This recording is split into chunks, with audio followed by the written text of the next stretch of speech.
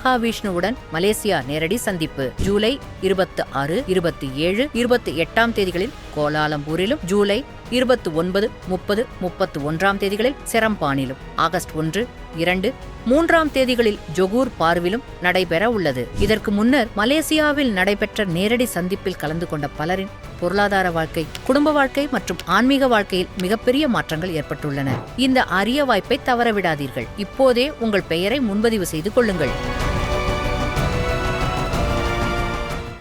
குருவே சரணம். அனைவருக்கும் வணக்கம். தியானம் பண்ணக்கூடிய பல நபர்களுக்கு எழக்கூடிய சந்தேகம் என்னென்னா, எல்லாத்தையும் சமாளிச்சிட்றேன், ஆனால் என் வீட்டில் இருக்கிறவங்கள மட்டும் என்னால் சமாளிக்க முடியல, என் பொண்டாட்டியை மட்டும் என்னால் சமாளிக்க முடியல, என்னோட புருஷனை என்னால் சமாளிக்க முடியல அப்படின்னு சொல்லிட்டு ஒரு கேள்வி. குறிப்பாக அந்த ஆன்மீக வாழ்க்கையை வாழக்கூடிய எல்லாருக்குமே இந்த ஒரு கேள்வி இருக்கிறத பார்க்க முடியுது. இதுக்கு ஏதாவது வழி இருக்காங்க அப்படின்னு கேட்டால், to be frank to say, உங்களுக்கு ஒரு பொருள் வேணும்னு நீங்கள் முடிவு பண்ணிட்டீங்கன்னா, அந்த பொருள் அதை வைத்து கொள்வதற்குண்டான சாதக பாதக இரு விளைவுகளையும் நீங்கள் சந்திச்சு தான் ஆகணும். ஏன்னா நீங்கள் தான் அது வேணும்ன்றீங்க. இப்போ அது வேணுமா வேணாமான்றதுக்குள்ளே நான் போகல, அது நல்லதா கெட்டதான்றதுக்குள்ளே போகல. அது வேணும்னு ஆல்ரெடி நீங்கள் போயிட்டீங்க, நீங்கள் மேரேஜ் பண்ணிட்டீங்க, இல்லாட்டினா நீங்கள் லவ்வில் கமிட் ஆகிட்டீங்க, அது கூட தான் கடைசி வரைக்கும் வாழ போகிறேன்னு நீங்கள் முடிவு பண்ணிட்டீங்கன்னா, இப்போது அது தரக்கூடிய positive and negative, pros and cons அனைத்தையும் நீங்கள் அனுபவித்து தான் ஆக வேண்டும். ஏன்னா அது வேணும்னு முடிவு எடுத்தது நீங்கள் தான். அப்போ நீங்கள் என்ன புரிஞ்சுக்கணுன்னா, ரிலேஷன்ஷிப்லையாக இருக்கட்டும், இல்லாட்டினா திருமண வாழ்க்கையிலையாக இருக்கட்டும், எதுவாக இருந்தாலும் தியானம்னா என்னன்னா நல்லா புரிஞ்சுக்கங்க. உண்மையான தியானம் என்பது உட்கார்ந்து செய்வது மட்டுமல்ல, அவங்க ஒரு சில மிஸ்டேக்ஸை பண்ணும்போது கூட, அவங்களோட ஒரிஜினாலிட்டி வெளியே வரும்போது கூட, அவங்களோட ஆக்சுவல் கேரக்டர் வெளியே வரும்போது கூட அதை கவனிக்காமல் நீங்கள் வேற ஒன்றில் ஃபோக்கஸ் பண்ணுறீங்க தெரியுமா?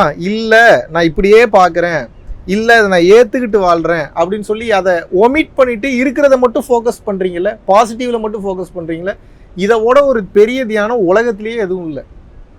நீங்கள் திருமணம் பண்ணாமையும் தியானம் பண்ணலாம், மற்ற வேலைகளில் ஃபோக்கஸ் பண்ணலாம். திருமணம் பண்ணிட்டீங்கன்னா அவங்க பண்ணக்கூடிய சேட்டைகள், அவங்க பண்ணக்கூடிய மிஸ்டேக்ஸு, அவங்க செய்யக்கூடிய சின்ன சின்ன தவறுகள் எல்லாத்தையுமே அதை மட்டும் ஃபோக்கஸ் பண்ணி அவங்கள வெறுத்து ஒதுக்கிறாம, அந்த ரிலேஷன்ஷிப்பை கடைசி வரைக்கும் கொண்டு போய் நான் எப்படியாவது ஜெயிச்சர்ன்ற முடிவுக்கு போயிடுறீங்கல்ல, அதுதான் உயர்ந்த தியானம். அந்த தியான நிலையை தான் நீங்கள் கற்றுக்கொள்ள வேண்டும். அதை ஏன் உயர்ந்த கட்ட தியானம் அப்படின்னு நான் சொல்கிறேன்னா, நல்லா புரிஞ்சுக்குங்க. இப்போ நான் உட்காந்து ஃபோக்கஸ் பண்ணுற புருவ மத்தியத்தை, ஒரு எண்ணம் வருது, அந்த எண்ணத்துக்கு நான் முக்கியத்துவம் கொடுக்காம மறுபடியும் புருவ மத்தியத்துக்கே வரேன். மறுபடியும் புருவ மத்தியத்தில் இருக்கும்போது வேற ஒரு எண்ணம் வருது, அந்த எண்ணம் போன உடனே மறுபடியும் புருவ மத்தியத்துக்கே நான் வரேன். இல்லை அந்த எண்ணத்தை வேற பக்கம் போக விட்டுட்டு மறுபடியும் புருவ மத்தியத்துக்கே வரேன். அப்போ எண்ணங்கள் என்பது காற்று போல் வந்துக்கிட்டே இருக்குது. நான் என்னுடைய சிந்தனையில் அதை கவனிக்காமல் எந்த இடத்துக்கு ஃபோக்கஸ் கொடுக்கணுமோ அந்த இடத்த மட்டும் கவனிச்சுட்டு இருக்கேன்ல, அதே தான் திருமண வாழ்க்கையிலையும் நடக்குது. அவங்கள நீங்கள் ஆஹா ஓஹோன்னு நினச்சி லவ் பண்ணி கல்யாணம் பண்ணியிருப்பீங்க. ஆனால் லவ் பண்ணி கல்யாணம் பண்ணும்போது தான் அவங்க நம்ம நினச்ச மாதிரி இல்லையா, அவங்க இப்படித்தானா அப்படின்றது உங்களுக்கு தெரிய வருது. அப்போ ஒரிஜினாலிட்டி இருக்குதுன்னா, பிறப்புலேருந்து பழகி வளர்ந்து இப்போ ஒரு அவங்களுக்கு 50 வயசு ஆகுதுன்னா 50 வருஷமாக அவங்க வாழ்ந்த வாழ்க்கை முறையினை தான் இப்போ உங்களுக்கு பிரதிபலிக்கிறாங்க. இல்லை அவங்களுக்கு ஒரு 40 வயசு ஆகுதுன்னா 40 வருஷம் வாழ்ந்த வாழ்க்கையை பிரதிபலிக்கிறாங்க. அப்போது பல வருஷம் எதை ஆண்டு அனுபவித்து உணர்ந்து ப்ராக்டிஸ் பண்ணி வராங்களோ அதுதான் அவங்களோட கரண்ட் லைஃப்பில் ரிஃப்ளெக்ட் ஆகுமே தவிர, உங்களை கல்யாணம் பண்ணிட்டாங்கன்றதுக்காக ஒரே நாளில் அவர்களால் அதை மாற்றிக்கொள்ள முடியாது. இதை புரிந்து கொள்ளுங்கள். இந்த அடிப்படை தத்துவமும் அடிப்படை புரிதலும் உங்களுக்குள் வர வேண்டும். மேபி அவங்க கூட அவங்க ரொம்ப க்ளோஸாக இருக்கிற மாதிரி, உங்களுக்கு பிடிச்ச மாதிரி பேசுகிறாங்க, வைக்கிறாங்க, எல்லாத்தையும் அட்ஜஸ்ட் பண்ணிட்டு போகிற மாதிரி இருந்தாலும் அவங்க நடிக்கிறாங்கன்னு அர்த்தம், தற்காலிகமாக இருக்கிறாங்கன்னு அர்த்தம். மற்றபடி அவங்களோட ஒரிஜினல் கேரக்டர் இன்னும் மாறலை. இப்போ இந்த இடத்துல நீங்கள் 2 முடிவு எடுக்கலாம். ஒன்று, இது எனக்கு வேணும்னு கடைசி வரைக்கும் இணைந்தும் வாழலாம். அப்படி இல்லாட்டினா இது எனக்கு வேண்டவே வேண்டான்னு சொல்லிட்டு ஏன் நிம்மதி தான் முக்கியம்னு சொல்லிட்டு உங்கள் வாழ்க்கையை நீங்கள் பார்க்கவும் ஆரம்பிக்கலாம். இப்போ நீங்கள் முடிவு பண்ணுங்கள். இப்போ வேணும்னு முடிவு பண்ணிட்டீங்கன்னா அதை ஹோல்டு பண்ணி தான் ஆகணும். அதற்குண்டான செலவுகளை பண்ணணும், அதற்குண்டான டைம் ஸ்பெண்ட் பண்ணணும், அதற்குண்டான நாட்களை செலவு பண்ணணும், எல்லாவற்றையும் பண்ணித்தான் ஆக வேண்டும். ஏன்னா நீங்கள் தான் அதை விரும்புனீங்க. நீங்கள் விரும்பாமல் இருந்தால் பரவாயில்ல, விரும்பிட்டீங்கன்னா அப்போ அதுக்குண்டான டீப்பர் ட்ருத்ஸ்குள்ளே நீங்கள் போகாமல், அதற்குண்டான ஆழமான அனுபவங்களுக்குள்ளே நீங்கள் போகாமல் நிச்சயமாக உங்களால் வெளியே வர முடியாது, அந்த அனுபவத்தையும் பெற முடியாது. அப்போ தியானம் என்பது என்னன்னா, இப்போ ஜென்ரலி யாரோ ஒருத்தரை பற்றி உங்ககிட்ட ஒருத்தர் தப்பாக சொல்லிட்டாவே உங்கள் பிரெயின் அதே யோசிக்க ஆரம்பிச்சிருது. அந்த டேட்டாவை கொடுக்குறோம், அந்த டேட்டாவை அதை கேரி பண்ணி அதே யோசிக்க ஆரம்பிக்குதுன்னா, அந்த டேட்டாவை தாண்டி பக்குவப்படுத்துறீங்கல்ல மனசை, இதுதான் ஞானம். அது உங்களை டெஸ்ட்ராய் பண்ணுறதுக்கு உண்டான ஏன்னா அது ஆழமாக எல்லாத்தையும் பார்த்தீங்கன்னா எல்லாமே அசிங்கம் தான். இந்த உலகத்தில் அனைத்தும் அசிங்கமானது தான். எல்லாரும் ஏதோ ஒரு தேவை, ஒரு உண்மை இல்லாத தன்மையை நோக்கி, நிலையில்லாத தன்மையை நோக்கி போயிட்டு இருக்காங்க. மாயையே ஒரு கேவலமானது தான், ஒரு அசிங்கமானது தான். ஆனால் அது அந்த பொய்யை உண்மையாக காட்டுற மாதிரி காட்டுது, அதனால தான் அதுக்கு பேர் மாயை. அப்புறம் அதில் போய் நான் உண்மையை கண்டுபிடிக்கிறேன், அதில் போய் நான் தெளிவை கண்டுபிடிக்கிறேன்னா நீங்கள் அதில் தோற்று தான் போவீர்களே தவிர அதில் உங்களால் ஜெயிப்பதற்கு வாய்ப்பே இல்லை. அப்படி நீங்கள் ஜெயிக்கிற மாதிரி வெளியே காட்டுறீங்கன்னா ஊரை ஏமாத்துறக்கா நீங்கள் காட்டுறீங்க, ஆனால் உங்களுக்குள் நீங்கள் உண்மையாக இல்லை. அப்போ எனக்கு ஒன்று வேணும்னு முடிவு பண்ணிட்டீங்கன்னா அதுக்கு உண்டான எல்லாத்துக்கும் நீங்கள் தயாராகிடணும்.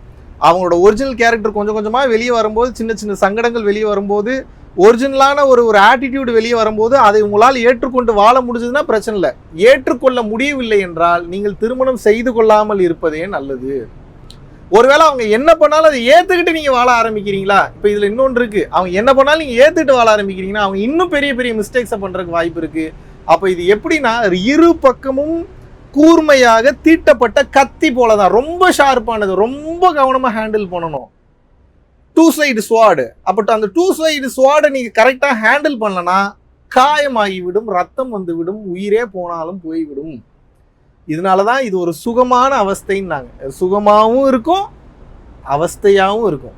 அப்போ தியானம் ஞானம் என்பது என்னன்னா, உண்மையான தியானம் என்பது நீங்கள் திருமணம் செய்து கொண்டதுக்கு அப்புறமும் அந்த பக்குவத்தோட அதெல்லாம் ஒமிட் பண்ணிட்டு பாசிட்டிவிட்டியை மட்டும் பார்க்குறீங்கல்ல, இதுதான் பக்குவமே தவிர நீங்கள் அது ஒரு நெகட்டிவிட்டியை பார்த்த உடனே அதுக்கு ஈல்ட் ஆகுறீங்க. அது ஆமாம் தப்பு தான்ற மாதிரி நீங்கள் ஈல்டாகி அதை உங்களுக்குள்ளே போட்டு அதை ஓவர் ப்ராசஸ் பண்ணி அப்புறம் நீங்கள் அப்படிலாம் ப்ராசஸ் பண்ணிங்கன்னா எங்கேயுமே இருக்க முடியாது. இந்த உலகத்தில் எங்கேயுமே இருக்க முடியாது, எதுலேயுமே உங்களால் ஃபோக்கஸ் பண்ண முடியாது. ஏன்னா எல்லா இடத்துலையும் ஏமாற்றம் மட்டும்தான் மிஞ்சும்.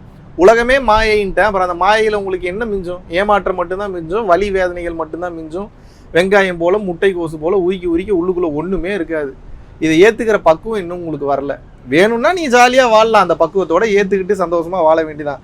இல்லை என்னால் மாற முடியாதுன்னா அந்த இதுக்குள்ளே போய் வந்து சிக்கிக்காதீங்க, அப்புறம் நீங்கள் தான் அவஸ்தைப்படுவீர்கள். நன்றி, வணக்கம். ஆகஸ்ட் மாதம் 23ஆம் தேதியிலிருந்து 29ஆம் தேதி வரைக்கும் 7 நாட்கள் வந்து பார்த்தீங்கன்னா பூட்டானில் வந்து ஒரு அற்புதமான ஒரு ஸ்பிரிச்சுவல் யாத்திரையை வந்து மேற்கொள்ள இருக்கிறோம். டெக்னாலஜிக்கு முக்கியத்துவம் கொடுக்காம மக்களினுடைய வாழ்க்கைக்கும் பிறவியில்லா பெருவாழ்விற்கும் முக்கியத்துவம் கொடுத்து போகக்கூடிய மிகவும் வளமான அற்புதமான சக்தி மிக்க ஒரு நாடு. இந்திய குடிமகன்களுக்கு பாஸ்போர்ட் என்பது அவசியம் கிடையாது, ஓட்டர் ஐடி இருந்தால் மட்டும் போதும். கீழே உள்ள கான்டாக்ட் நம்பர் கான்டாக்ட் பண்ணியும் www.paramporulfoundation.in அப்படின்ற வெப்சைட்டில் போயும் உங்களது பெயரை வந்து முன்பதிவு செய்து கொள்ளலாம்.